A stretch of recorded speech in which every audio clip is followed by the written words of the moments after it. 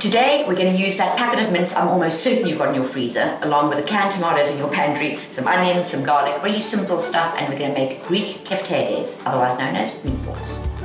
Right, in case you were wondering, I've washed my hands within an inch of their lives. In fact, they've never looked this old in their lives.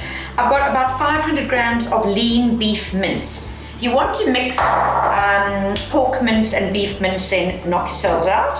One big, very finely chopped onion, masses of garlic. You don't have to use all of this. Now, this is a real cheat. I love to add a bit of beef stock powder. You could also add a bit of bovril. You know, the thing about mince is it doesn't really taste very meaty for some very strange reason. So I've got dried oregano, which the Greeks use all the time, and it has a specific flavor.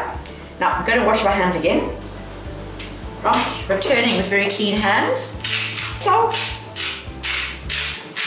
And pepper. Now the fab thing about this is you don't actually have to fry them or anything. They're quite healthy too. We're simply going to make meatballs, pop them in a dish, and then pour tomato sauce over them and bake them.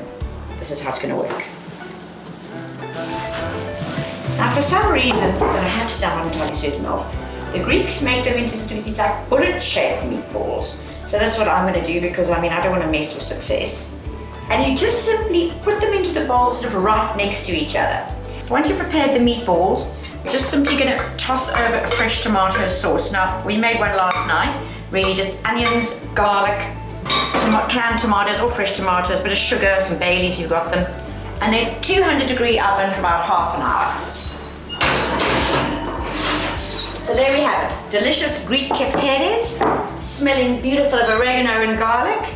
The tomato sauce, I serve it with rice pasta, Orzo, and a salad.